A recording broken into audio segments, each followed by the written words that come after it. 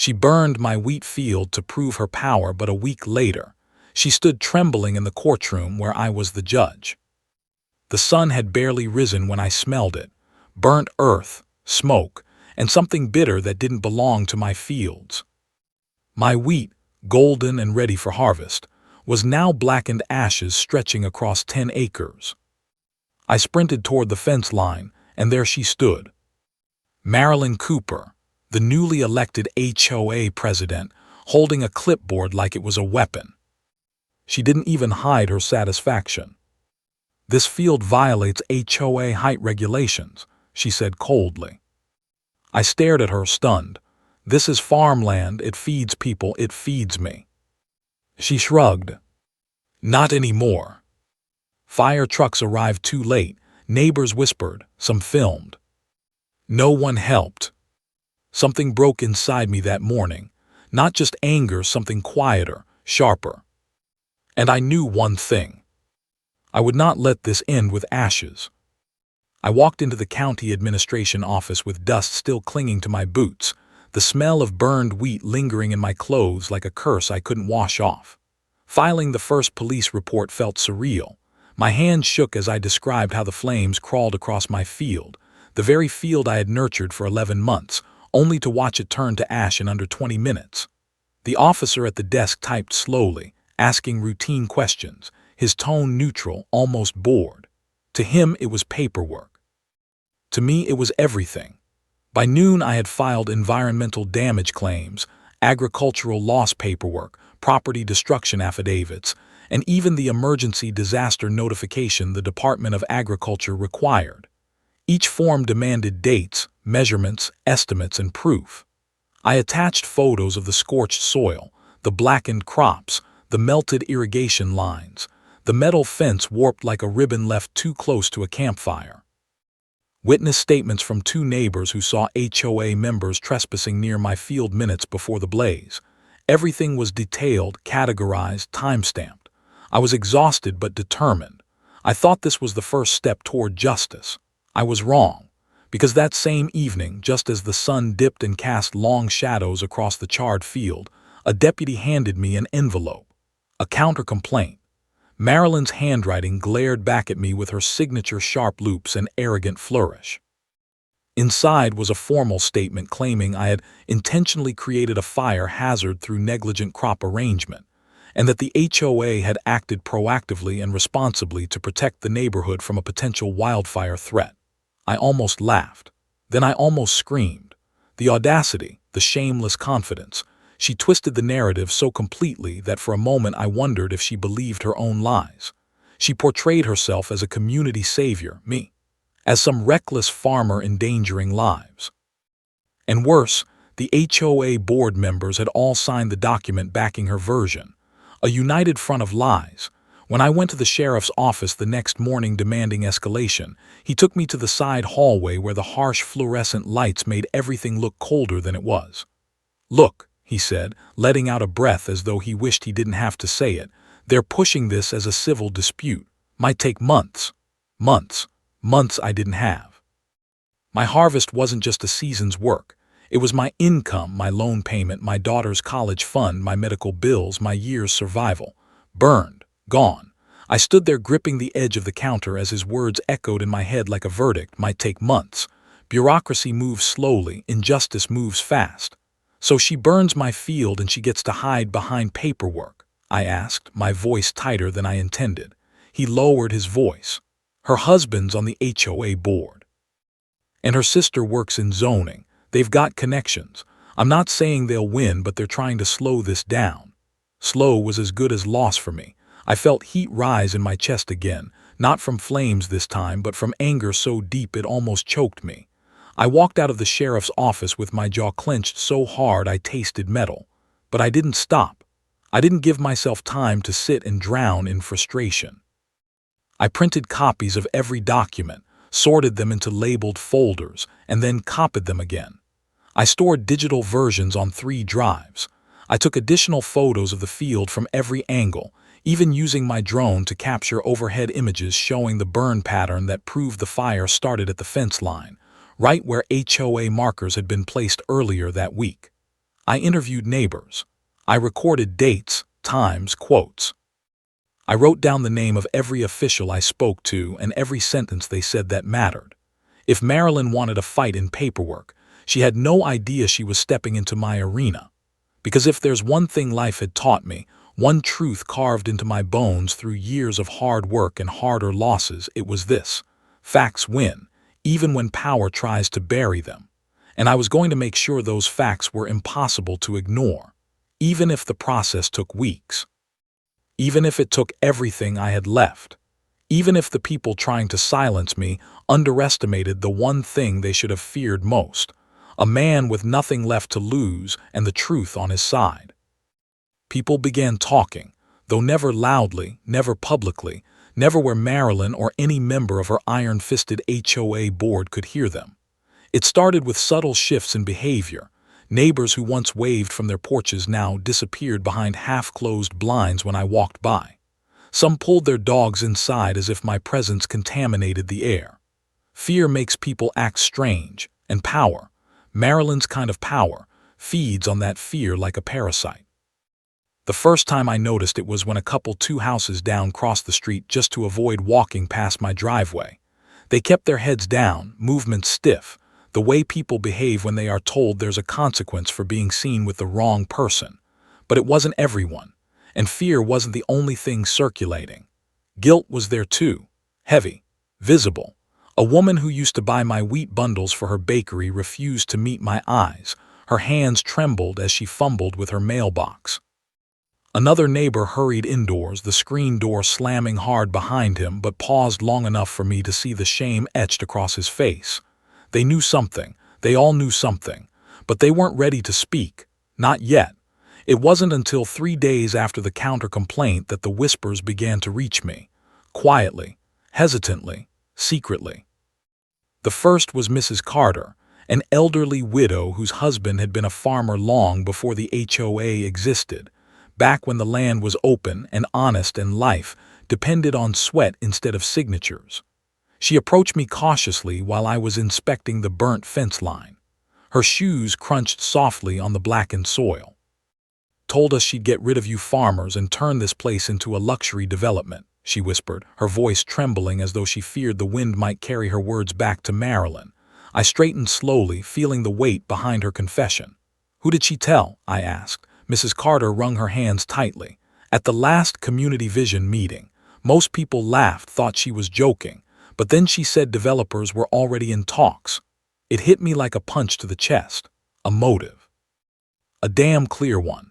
And suddenly the fire wasn't just destruction, it was strategy. I thanked her gently and watched her hurry home, glancing over her shoulder as if expecting someone to scold her for speaking to me. That same evening, another neighbor, a young father named Daniel, knocked on my back door. He didn't speak until he closed the curtains and sat down at my kitchen table. "I shouldn't be here," he said first. "If the board finds out."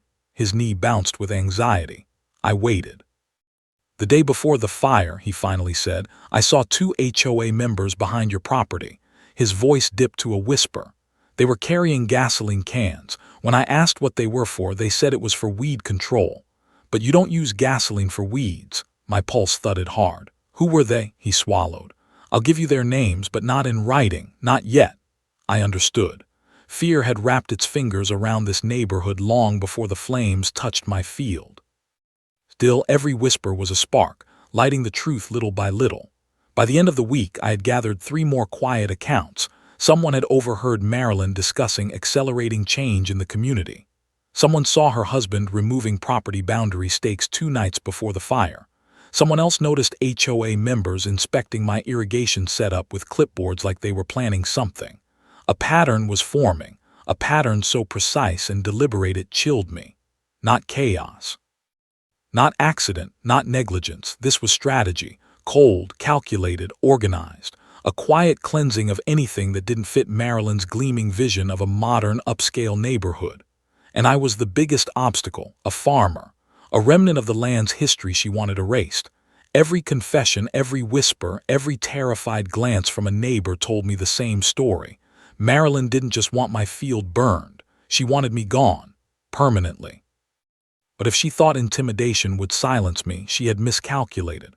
Because I documented everything: the names, the times, the whispered statements, the exact phrasing, the hesitations, even the fear in their eyes. And with every detail I wrote down, every truth I collected, I felt something shift inside me, not despair, not helplessness. Resolve. And the cold realization that this wasn't a petty HOA dispute. This was war. A war Marilyn thought she had already won. A war she started with fire. But a war I intended to finish with facts.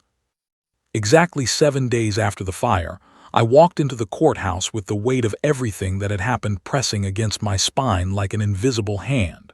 7 days of smoke smell trapped in my clothes. 7 days of whispers, documents, accusations, and quiet rage. But today, I wasn't walking in as a victim seeking justice. I was walking in as Judge Jonathan Hale, the man the state trusted to deliver justice impartially, the man who had sworn an oath to uphold fairness even when life itself became unfair. The marble floors echoed beneath my steps as I moved through the hallway, passing clerks who nodded respectfully, unaware of the storm brewing behind my calm expression. I entered my chambers, set down my briefcase, and powered on the docket system like I had done hundreds of times before. Routine. Predictable. Comforting until it was. The screen loaded, listing the cases for the day. Case numbers, parties, dispute summaries. I scanned them quickly, my mind already prepping procedural questions, until I reached one line that made my breath hitch in my chest. Case 2147, Cooper versus Whitman. Defense, Marilyn Cooper. I stared, frozen. My heartbeat slowed, then thundered, then slowed again, as if my body couldn't decide whether to fight or collapse. Marilyn, in my courtroom. A property dispute case, filed by her, against another neighbor, and by some twist of fate or poetic justice, it had landed on my desk. For a long moment, all I could do was stare at her name glowing on the screen, the same name that had haunted the edges of every burned memory from the past week. The same name spoken in whispers by frightened neighbors. The same name on the counter-complaint accusing me of negligence. My hand hovered above the mouse, frozen. Protocol required judges to review the docket before formal recusal decisions were made. Only after seeing the assigned cases could a judge determine conflicts of interest. That meant for this moment, this surreal, electric moment, I was still the assigned judge for Marilyn Cooper's case, and that meant she had absolutely no idea what courtroom she was walking into today. Slowly, deliberately, a realization spread through me like ink bleeding across paper. Today, she would stand in front of me.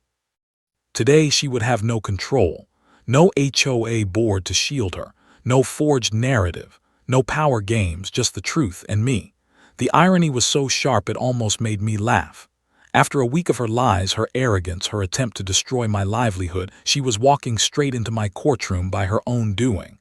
I closed the docket file, exhaled slowly, and adjusted my robe. Duty first, emotion distant. But inside me something simmered, not revenge, not satisfaction, but a fierce sense of inevitability. A feeling that fate had finally stopped running and turned to face her. At precisely 9:00 a.m., the bailiff knocked softly, signaling the first case was about to begin. I stepped into the courtroom, the familiar weight of authority settling onto my shoulders. The room was quiet, sunlight falling across the polished benches. Attorneys shuffled their papers. A few spectators sat in the back, unaware of the storm about to unfold. I took my seat at the bench, hammering down the gavel to open the session. Court is now in session, Judge Jonathan Hale presiding. And then, like the slow opening of a curtain, the bailiff turned to the heavy double doors and pulled them open. She walked in, Marilyn Cooper, wearing a tailored blazer, hair perfectly styled, her usual air of superiority wrapped around her like an expensive perfume. She entered with the confidence of someone who believed the world bent for her convenience. She didn't look at me at first. She was too busy whispering something snide to her attorney, too absorbed in the belief that she controlled the narrative, that she dictated who won, who lost, who stayed, who disappeared. Then she finally turned her head toward the bench, and the instant her eyes lifted and met mine, just for a sliver of a second, I saw the moment her confidence cracked. Her steps faltered. Her expression tightened. Confusion flickered, recognition, disbelief, and then fear, raw, unfiltered fear. She hadn't expected this. She hadn't imagined this. She had walked into the courthouse as if it were her kingdom, unaware she had stepped directly into the one room where her influence meant absolutely nothing. She stood frozen for half a heartbeat, staring at the judge she had wronged, lied about, and tried to destroy, utterly unaware until this exact moment that our paths would cross like this. She didn't know today would decide both our futures. She didn't know the truth she tried to bury would begin unraveling the moment she stepped into my courtroom. And she definitely didn't know that this was the day everything she had built on intimidation, lies, and arrogance would start to crumble, one ruling at a time, because fate had brought her here. The law had placed me on this bench, and justice, slow, patient, inevitable, was finally catching up. When Marilyn saw me sitting on the bench, her smile didn't just fade, it cracked like porcelain hit by a hammer. Her steps faltered mid-aisle, her breath catching in her throat as if the air itself had betrayed her. For a full second she simply stared, wide-eyed, trembling on the edge of panic. You're the judge," she finally stammered, her voice thin, stripped of the arrogance she always wore like armor. I met her gaze with the same calm expression I used for every litigant who walked into my courtroom. A judge is not allowed the luxury of emotion, and I wasn't about to break my oath, not even for her. "In this courtroom," I said, my tone steady and neutral, "everyone is equal before the law." The silence that followed felt electric. Marilyn swallowed so hard the sound echoed faintly in the quiet room. She looked at her attorney as though hoping he could magically undo reality. He stepped forward quickly, tugging at his tie, clearly blindsided. "Your Honor," he said, clearing his throat, "we request clarification of your role in this matter." He didn't dare accuse me of bias, not without evidence, not in front of half the county's legal staff, but the implication hung there like smoke. I leaned back slightly, hands folded, the picture of judicial composure. "My role is fully within ethical standards," I replied. "This is a preliminary hearing. I have not reviewed any evidence nor formed any conclusions. Today is simply procedural." It was the truth. The law required impartiality, and I upheld it, even when fate delivered poetic symmetry to my doorstep. Her lawyer nodded stiffly, but Marilyn's face turned pale, almost gray. She sank into her seat as though the ground beneath her had crumbled. She had expected to walk in here and dominate the narrative, to sway the argument, to bend officials with the same smug confidence she used in HOA meetings. Instead, she found herself sitting in judgment before the very person she tried to destroy. A quiet twist of fate, a perfect one. I began the hearing with practiced authority. "Call the case." The clerk read the title. "Case 2147, Cooper versus Whitman, preliminary hearing." The words echoed through the room, sealing Marilyn's fate for the day. "Counsel, present your initial statements," I said. Marilyn's attorney rose again, trying to regain footing. "Your Honor, this is a simple boundary dispute matter. My client is requesting enforcement of HOA easement guidelines." His voice wavered slightly, as if even he didn't fully believe the simplicity he attempted to portray. I watched him, stone-faced, giving nothing away. When he finished, Whitman's attorney stood, a calm, methodical man. "Your Honor, the HOA's actions are part of a broader pattern of harassment and unlawful pressure on homeowners. We intend to prove that Mrs. Cooper has targeted my client specifically in retaliation for prior disagreements." Marilyn stiffened, shooting him a venomous glare. I kept my expression neutral, judicial, controlled, but inside a knot tightened not from bias but from the chilling familiarity of the story, patterns, retaliation, harassment. Exactly the behavior neighbors had whispered to me about, exactly what had led to my field burning. Still, I spoke evenly. "This hearing is solely for procedural matters. Evidence will be addressed during the next stage. Please limit arguments accordingly." Both attorneys nodded, adjusting their notes. But Marilyn couldn't hide her spiraling panic. Her hands quivered against the table. Her eyes flicked from me to the clerk, to the ceiling, to the exits, as if searching for a way to escape the reality pressing in around her. She wasn't just facing a judge. She was facing someone who understood her manipulative tactics better than anyone. Someone who had been on the receiving end of her lies. Someone who had documentation, witnesses, testimony, though none of that mattered here, not yet, not formally, but she didn't know how much I knew. That uncertainty drained the color from her cheeks. When her attorney finished clarifying scheduling motions, I issued my ruling in a calm, professional tone. The court grants 14 days for evidence submission from both parties. A status hearing will be scheduled following review.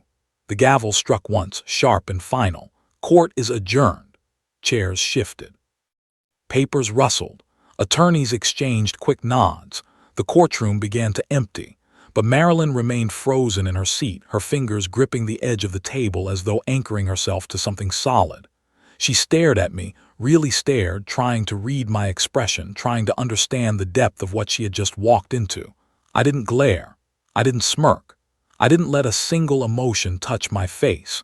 But judicial neutrality didn't protect her from reality. The woman who burned my wheat field, who lied to authorities, who tried to ruin my livelihood, now had to argue her innocence in front of the man she assumed she would never have to face.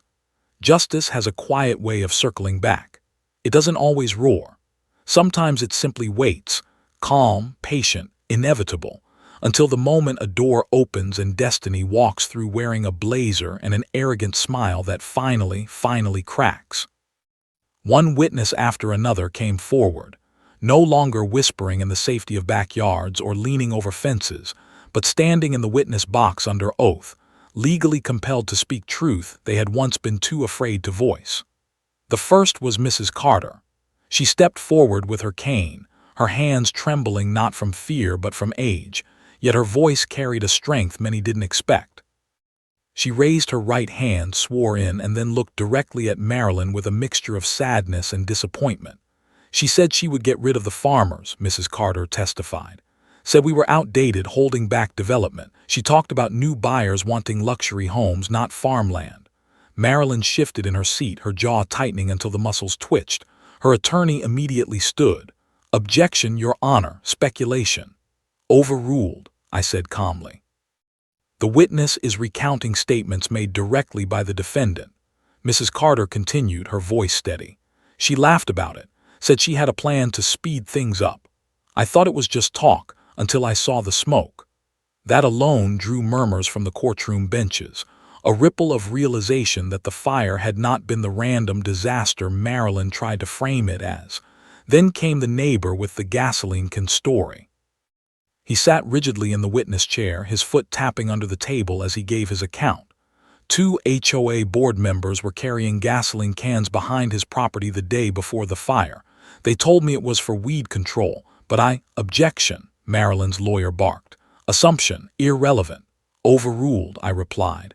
"The testimony is relevant to establishing pre-fire activity." The witness nodded gratefully. "I didn't say anything at first," he continued. "I thought maybe they were doing some weird HOA maintenance. But after the fire, I realized something wasn't right." Marilyn's breathing grew heavier, her lips curling inward as though she could swallow the testimony whole and erase it. Her knuckles whitened around the edge of the defense table. Then the firefighter took the stand. A seasoned man with soot in the lines of his face. A man who had seen everything and wasn't easily swayed by politics or pressure. He placed his gloves on the rail before him and adjusted himself upright. "The fire had 3 points of origin," he said firmly. "Not 1, not 2, 3. A hush fell so thick it consumed the room. Accidental fires don't start in multiple separate locations, Your Honor, and the burn pattern showed accelerant usage." Marilyn's attorney didn't even object. He knew there was no argument strong enough to silence a trained expert. The firefighter continued, flipping open his official incident report. "Additionally, the fire spread against the wind in 2 areas. That only happens when accelerants or intentional ignition patterns are involved." Marilyn hunched lower. Sweat gathered along her hairline. Her carefully crafted image, powerful, untouchable, in control, was unraveling thread by thread, testimony by testimony. But the final strike came when the HOA treasurer was called. He looked terrified. Not guilty, terrified. He kept tugging at his collar as he took the oath, his eyes darting between me and Marilyn as if he feared retaliation even inside a courtroom. "State your name for the record," Whitman's lawyer said. "Andrew Harris," he whispered, "treasurer of the Willow Bend HOA." "Mr. Harris," the attorney asked gently, "did Mrs. Cooper ever request or instruct the board to approve actions related to a controlled burn?" Andrew swallowed, hard. His hands shook visibly. "Yes," he choked out. Marilyn's head snapped toward him, her eyes blazing with betrayal. He kept going anyway. She ordered us to sign off on a controlled burn permit. None of us agreed. We told her it was illegal without county approval. His breath hitched. She threatened to fine us, said if we didn't cooperate, she'd remove us from the board for non-compliance. Marilyn slammed her hand on the table. "He's lying," she shouted before her attorney could stop her.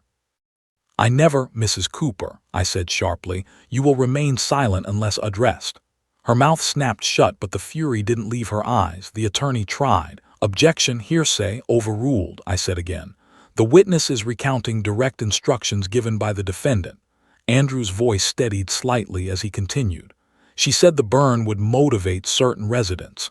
His gaze flicked toward me, shame clouding his face. "And when the fire actually happened, she told us to deny everything, to blame it on dry weather."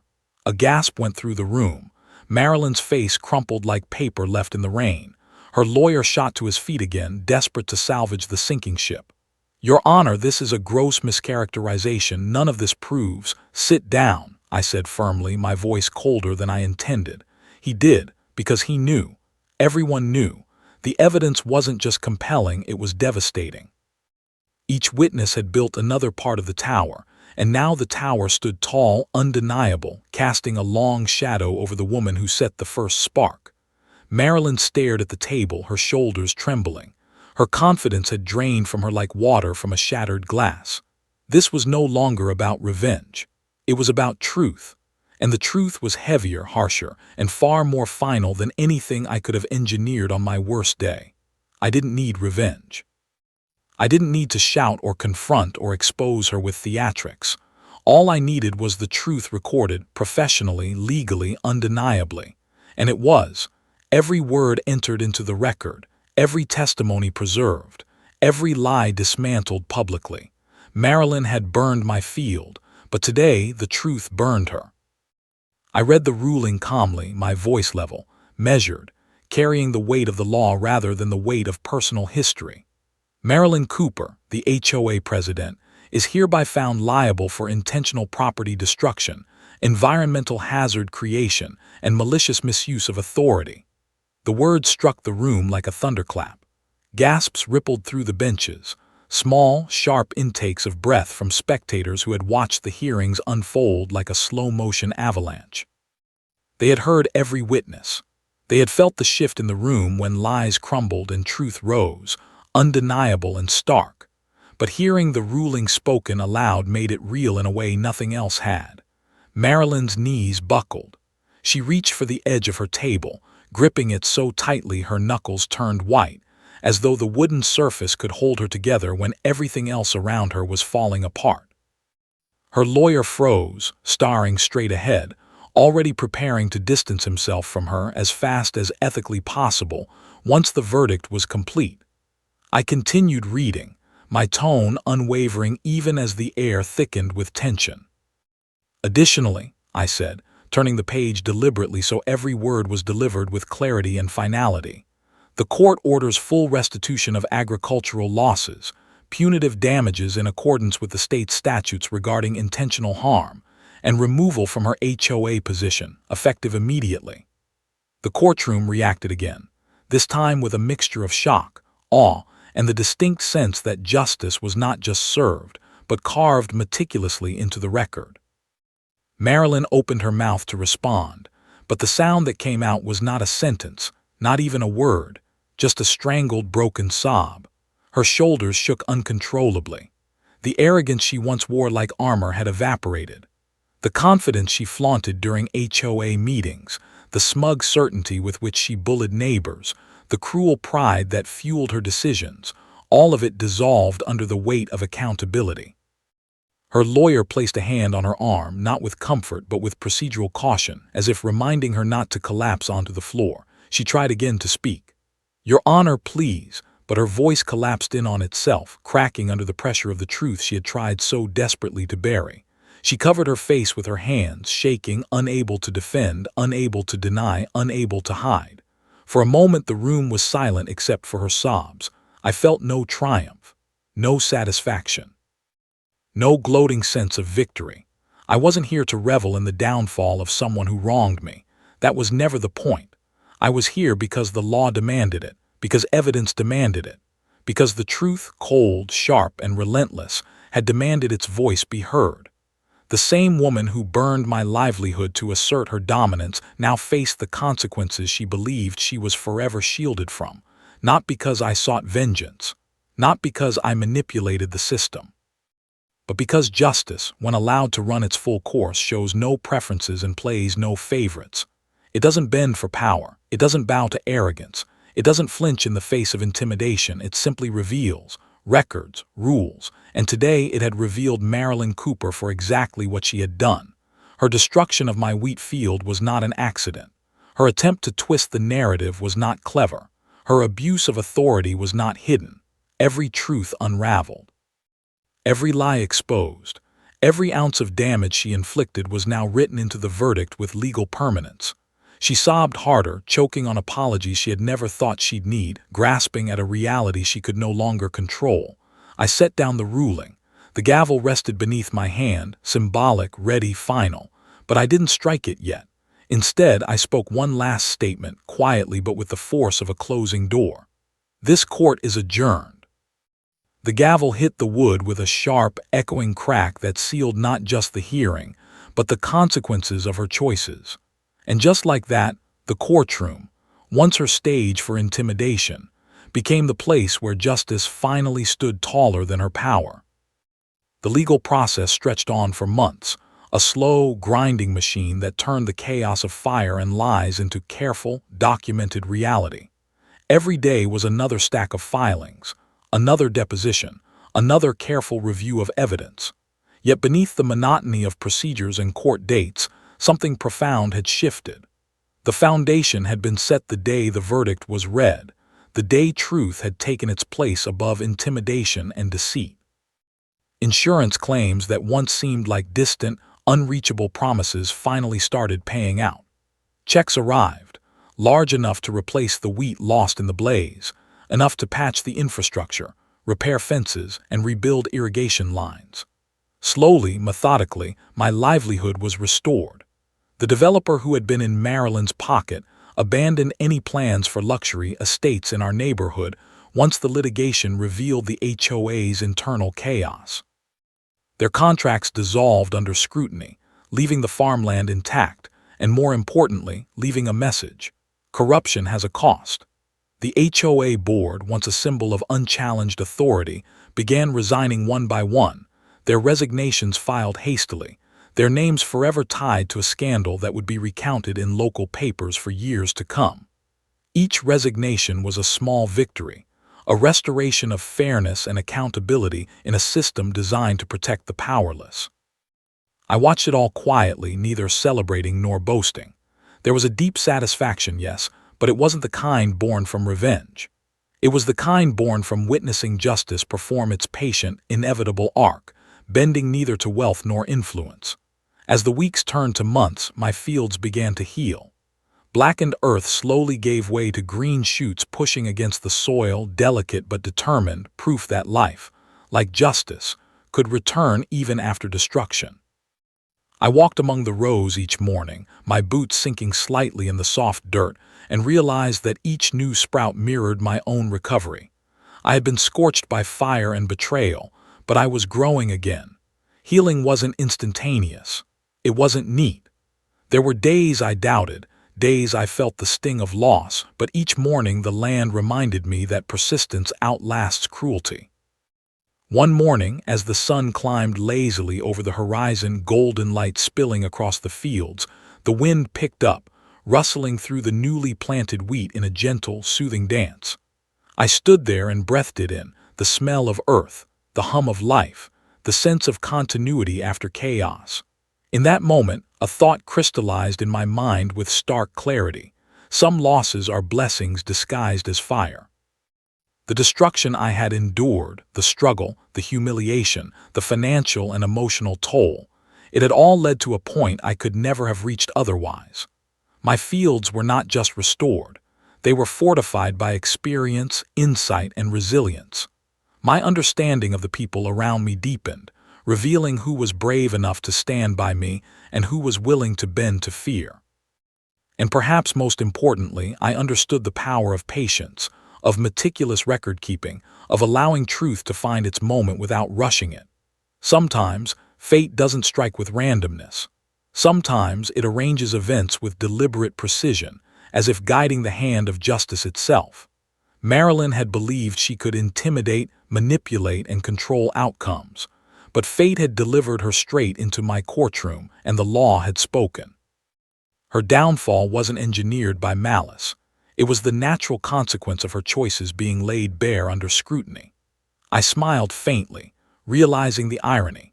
The same woman who had sought to destroy me had, in a sense, orchestrated her own undoing by overestimating her power and underestimating the resilience of truth. Standing there in the midst of golden fields swaying in the breeze, I felt a sense of closure that no courtroom drama or legal victory alone could provide. It was a quiet, profound understanding that life's fires, whether literal or metaphorical, sometimes burn away what is unnecessary, leaving behind clarity, perspective, and growth. I bent down, running my fingers through the soil, feeling its warmth, its readiness to nurture life anew. The new wheat bent gently around my hand, pliant, obedient, yet strong. The lesson was clear. Adversity can be a teacher, destruction a guide, and truth the ultimate arbiter. Because sometimes fate brings your enemy straight into your courtroom, and sometimes it simply allows the law to speak for you. And in that quiet, inevitable speaking, you realize that justice does not scream or rage. It arrives steadily, patiently, inevitably, leaving no room for lies to hide, no shelter for arrogance to cling to, and no escape for those who believed they were untouchable. In the gentle sway of the fields, amidst the healing soil and the rising sun, I understood fully that the ashes of loss often fertilize the seeds of wisdom, resilience, and ultimate restoration. The news of Marilyn's defeat spread through the town like wildfire, carrying with it whispers, murmurs, and eventually headlines that no one could ignore. Local papers ran stories about her mismanagement of the HOA, the corruption quietly tolerated within the board, and the intentional destruction of farmland that had sparked the entire legal battle. Photographs of the charred wheat, side by side with images of the carefully documented restitution and rebuilding efforts, accompanied the articles. The town had watched the fire from afar, but now they were confronted with the reality of its cause, the evidence meticulously laid out in court and reported with clarity. The shockwave of public awareness was immediate. Neighbors who had once avoided me, their heads bowed in fear or guilt, now approached as though drawn out of hiding. Their faces carried a mixture of relief, admiration, and cautious optimism, as if seeing justice served had opened a window for them to breathe freely for the first time in years. Mrs. Carter came slowly, her cane tapping lightly on the repaired path leading to my fields. She smiled softly, her eyes warm and proud. "You stood firm," she said, her voice low but steady, even when it seemed hopeless. I nodded in response, but my calm exterior concealed a deeper satisfaction that had nothing to do with vengeance. I understood that revenge would have been fleeting, momentary satisfaction for momentary harm. What I had achieved was not that. It was the establishment of truth, fairness, and accountability. That was enduring.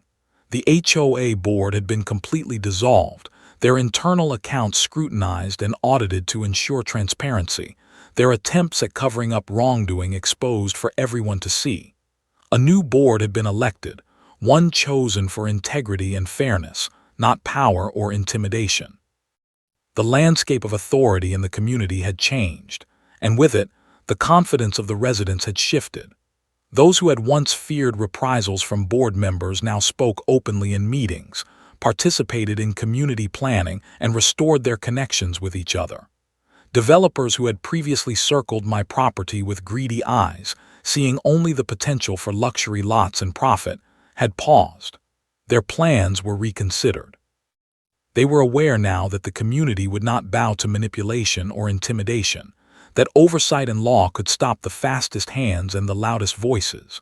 Walking through my fields, now partially restored and showing the first signs of life from carefully replanted wheat, I felt the warmth of renewal in every step. The soil beneath my boots had been nurtured back from ashes. The air smelled of growth, damp earth, and resilience.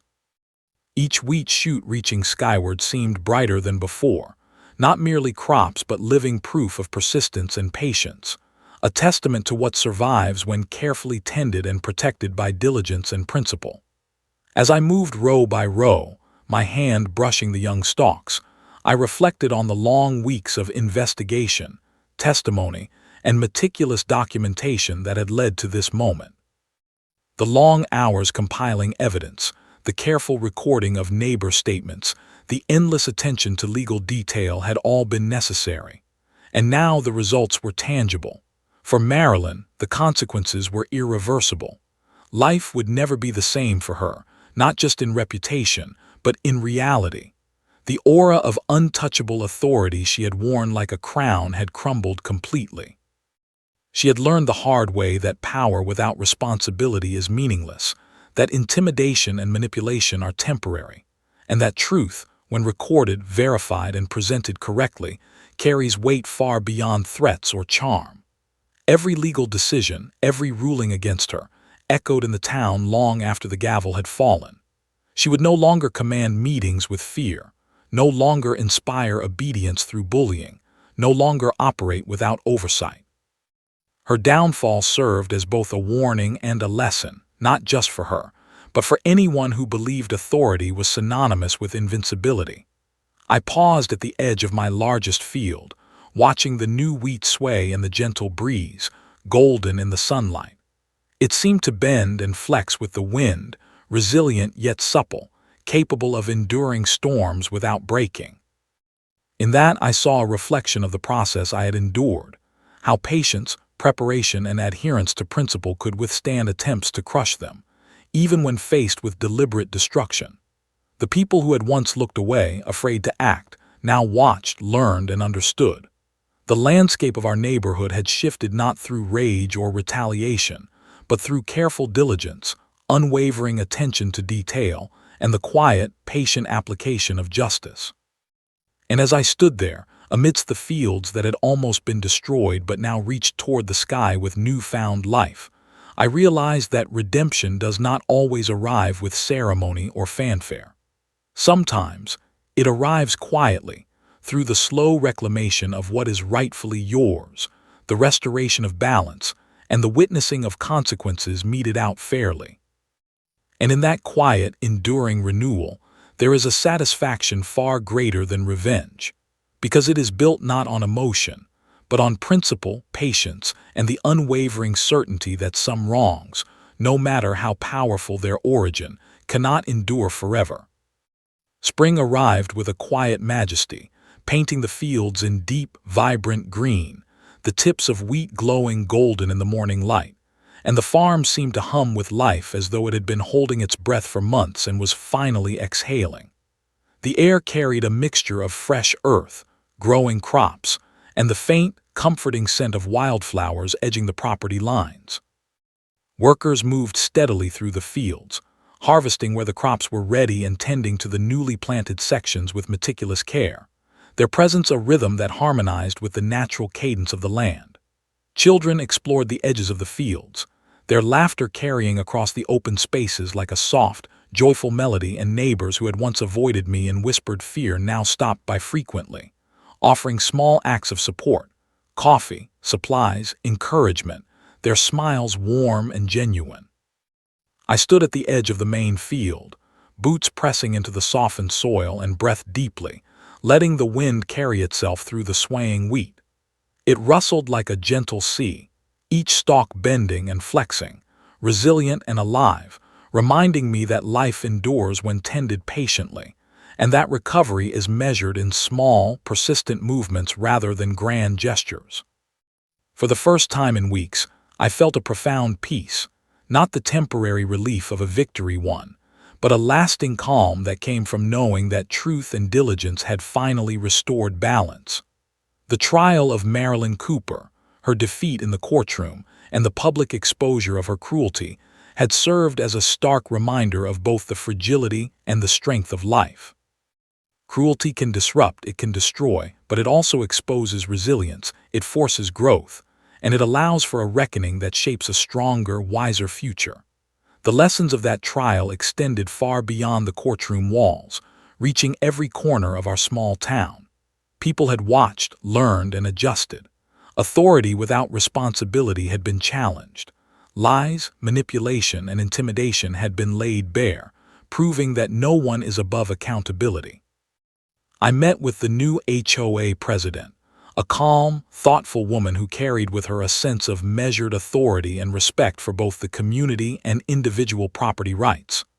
We walked the fields together, discussing future growth and planning infrastructure improvements, water management, and community projects, all balanced with fairness and transparency.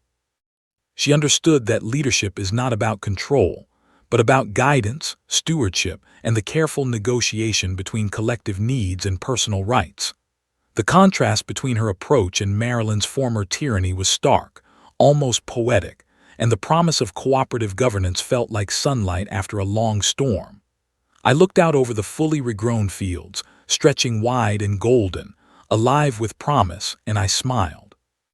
The past had burned, literally and figuratively, but the soil beneath my feet had remained fertile, my mind clear, and my spirit resilient.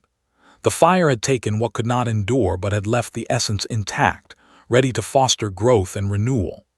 Each new shoot of wheat seemed to embody persistence, patience, and the quiet strength of nature reclaiming its balance. Justice had not merely been a tool for punishment. It had healed more than property. It had healed the human spirit. Through meticulous adherence to truth and unwavering patience, the farm, the community, and I had all been restored. The pain, anger, and frustration of the past months had transformed into lessons etched into my consciousness, and every sunrise now arrived with promise rather than dread. Birds flew low over the fields, their calls echoing across the open space, signaling movement, freedom, and vitality. Bees buzzed busily from flower to flower, a reminder that life continues to create, pollinate, and nurture even after destruction. I ran my hands over the tall, ripening stalks of wheat, feeling the warmth of the sun absorbed by the soil, the energy stored in each plant, and the subtle rhythm of life that had returned to this land. In that moment, I understood fully that new beginnings are not granted. They are earned through endurance, integrity, and faith in the slow, relentless arc of truth. Each day brought tasks, responsibilities, and opportunities to shape the future, but none felt burdensome because the foundation of fairness and resilience had been restored. I had learned that justice is not loud or vengeful. It is patient, deliberate, and unyielding in its effect. It restores what can be restored, exposes what must be exposed, and allows life to reclaim itself with quiet certainty. And as the sun rose fully over the horizon, spilling gold across the fields and warming the backs of workers and neighbors alike, I felt a profound clarity. The fire of the past had refined what remained, leaving fertile ground for growth, trust, and life.